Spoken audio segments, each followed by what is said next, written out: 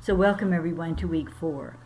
Full disclosure, I'm doing this a little early, so we haven't had the full discussion. I want to recap just a few points that have been made, very good points that have been made so far.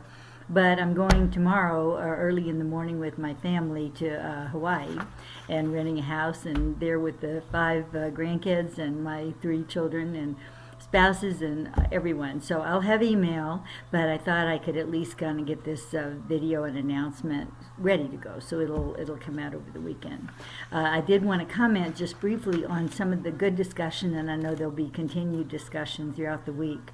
Some really good points made about the broad view, certainly, of the AACN document, and then how that might translate to activities in various settings. So appreciate the kind of differentiation between not only ADN and BSN programs and graduate programs, of course, but also the kind of setting. So, I posted in response to one of your comments that even a BSN program that's a smaller, maybe private school versus a BSN program with graduate programs also in a larger, research-intensive health science center. That was a situation I had in Texas.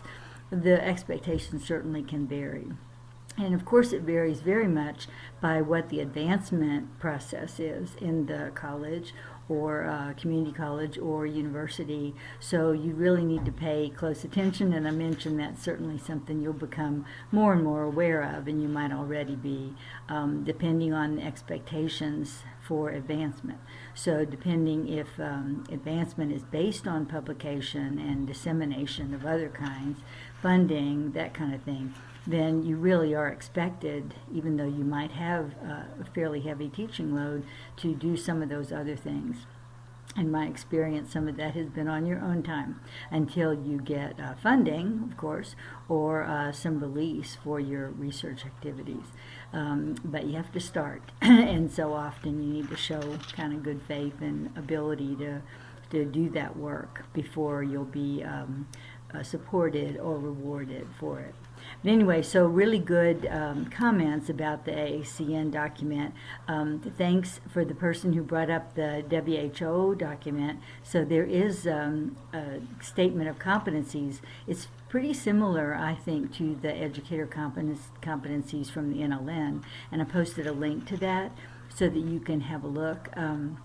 It's important to know that globally, nurse educators are expected to do some of the same things. Then I really appreciated the fact that some of you mentioned the other kinds of scholarly activities, and in fact that shouldn't all educators be expected to do scholarly activity. And of course we need to keep researching our own practice. We need to keep gathering evidence and applying that. At the very least, we are bringing forth evidence-based results and clinical areas into our content, into the learning activities that we might plan for our students. At the very least, we're doing that. And certainly students should be also exposed to evidence-based teaching. Many of you did comment, and I did as well, that unfortunately in many institutions, and still the kind of prevailing attitude is teaching is kind of a given, and that we don't have to be as scholarly in that endeavor as perhaps we need to be in clinical or other kinds of research. And I don't agree at all about that. We can't be doing things the way we've always done them or the way perhaps we were taught. We need to be investigating more about learning. So much more is known about learning, memory, how we help people sort out important information and retrieve it.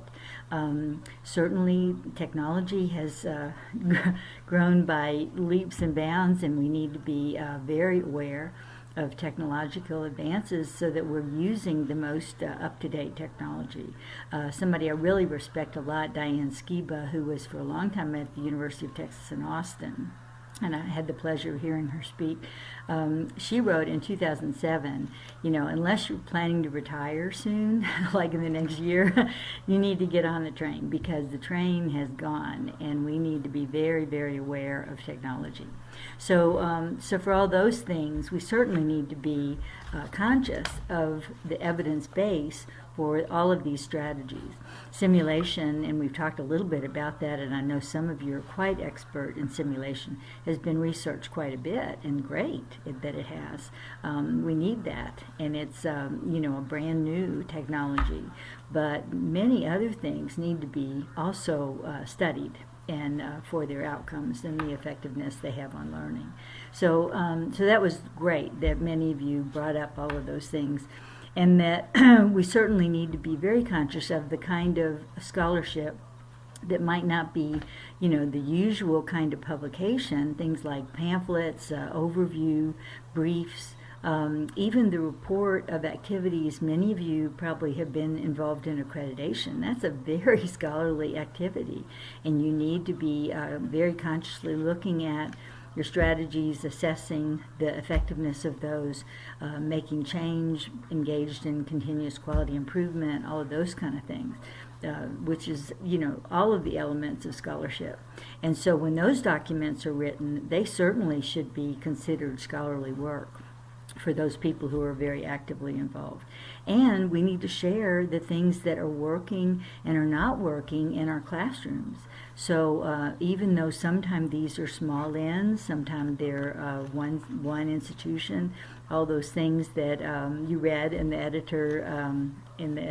editorials aren't the things that a publisher necessarily looks for, or a journal editor, but they're still worth something. And if we collaborated with others, as was brought out in a previous discussion, we collaborated with others and got bigger samples and multi-institutional collaborators, we could really have some very strong educational studies. It just hasn't been done, and for the most part it hasn't been done because it hasn't been fundable.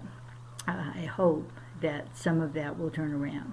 The National League for Nursing does fund studies that are pretty fair, 50,000 or so.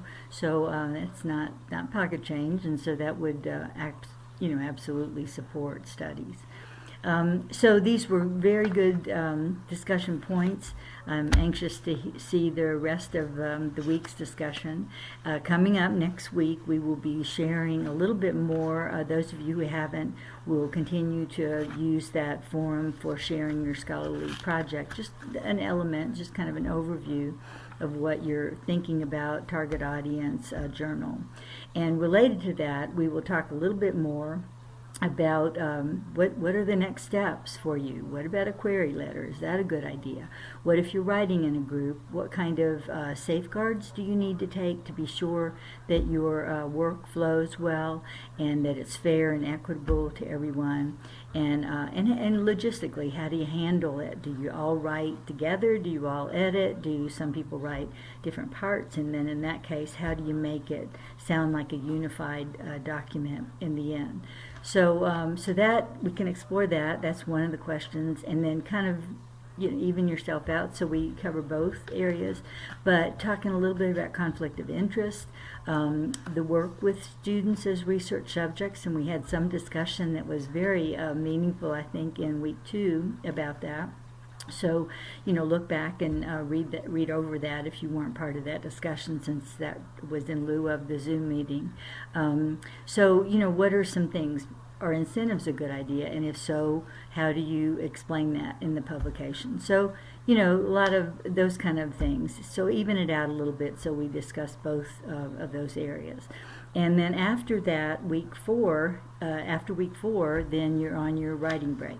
So this is certainly a great time to ask questions. I will be available once the break starts, technically June 10th. Certainly will be available to you to email, Zoom if you need to, or have a telephone call to answer questions. So, it's not like you're completely off on your own. This is a really good time to try to flesh out your ideas. So I'll look forward to seeing you online. I'll look forward to seeing you in week 4 online, and I will have email and internet access.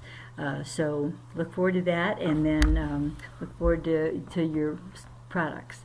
So hope everyone has a good week. Bye-bye.